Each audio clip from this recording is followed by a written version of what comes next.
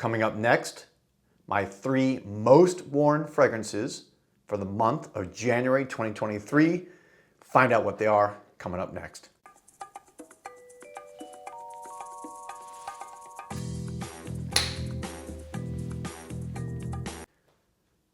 Welcome back everybody to JoelTheNose, and today's video is one I've never really done before.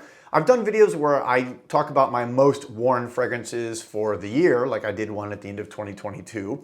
But now I figured, it's good to keep it in the moment because trends are always changing. Things that I like and really like are always changing throughout the year. So to just do one video at the end of the year, I think misses a lot of the fragrances that I'm really digging and kind of wearing, during different months. So I'm gonna do a video now at the end of every month or so. Right now we're at the beginning of February, where I am going to summarize or give you the 3 most worn fragrances for the month of January in my collection. So let's get right into this without further ado. My 3rd most worn fragrance is from a Kuwaiti-based perfume house.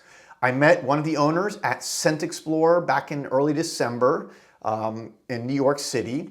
And really good guy, and learned a lot about the brand. And this is Primera Perfumes. And this perfume that I have been wearing the most is Pirates. Now, I've got a number of other fragrances, really enjoying Royal Vetiver Marine, which is a really good kind of fresh marine scent. But Pirates is the one that sticks out to me as being my favorite, and I've been wearing it a lot. This is kind of like one of those little go-to fragrances for me right now. It's just got a lot of notes that I really like. When you talk about it, it's kind of spicy, it's sweet, it's ambery. I think hits all the right quote notes, no pun intended. Pink pepper, it's got bergamot, it's got some apple at the top. People who are fans of maybe, Dior or maybe, I don't know, something like The One. I think this is kind of similar to that vein. If you like The One, it's just got the right amount of sweetness that I like. It's also got the right amount of spiciness. It's also got some notes that I particularly really love, like frankincense and iris, that I think help transition it into the base, which gets very woody and very intense and very kind of, I would say masculine. With Gaiac wood. Gaiac wood is very resinous. That gives it a little richness and a little bit of almost like thickness to the fragrance. That gives it just some texture. Anyways, really good fragrance. Wear it a lot, and it's my number 3rd most worn fragrance so far this month. Let's go next. What is number 2? Number 2 is from the French niche house. Talked about this one about a month ago. This is from Ubicant, Paris. It is the fragrance Figuier Noir. Figuier Noir, see it there. Beautiful bottle, beautiful cap. Classic Ubicant bottle with the basket weave design. Just really nice bottle. Thick, heavy. This is like substantive. But it's not only the bottle that's thick and substantive, so is the juice inside. If you like or love fig fragrances, telling you right now, this is a must have, or at least must try for your collection. And I don't say that lightly, because fig is one of my favorite all-time notes. And when done well, it can just absolutely be a game changer for your fragrance collection and for what you wear on a daily basis. I am actually wearing this today. When I picked these 3 fragrances out, and I decided, okay, I'm gonna wear one. I've already put this on. I'll put on even a little bit more just to show you. It is a dark green, luscious fig fragrance. This is not a light fig. This has got some really kind of like, again, some darkness to it, as said by the name Noir. But when you look at the notes on this also, it's fig at every level of the composition, from the top note to what they list as a black fig in the mid note to fig at the bottom. So it has fig leaf at the top. So that's going to give you a little bit more of that lighter opening, combined with some black pepper and cardamom, gives it a spicy opening. Then you have fig in the heart, and you have, or I'm sorry, black fig in the heart, and then you have the fig, actual fig from the tree in the bottom. Just gives you that continuity throughout the entire fragrance, where you know you're getting fig from start to middle to bottom.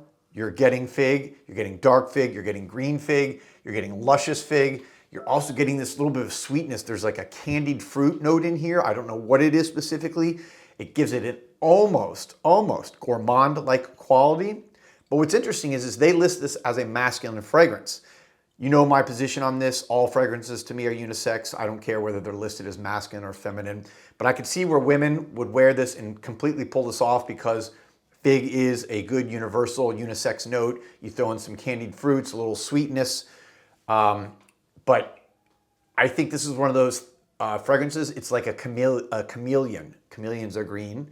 That, you know, they change the color of their skin based on the environment they're in. I think if a man wears this, you're talking hyper masculine green fig, dark fig fragrance. If a woman puts this on, it's going to be more chameleon-like, and you're probably going to smell more of the sweet, spicy, candied fruit elements of it along with the fig. So there it is, my number 2 most worn fragrance, and that leaves me with my number 1 most worn fragrance of January. This is Peau. Peau from Arquiste. For those of you who don't know, peau in French means skin. This is one of the best smelling skin scents that I've ever smelled. I've had this for about a year now. Arquiste, one of my favorite niche brands. I have a number of their fragrances. I really love it.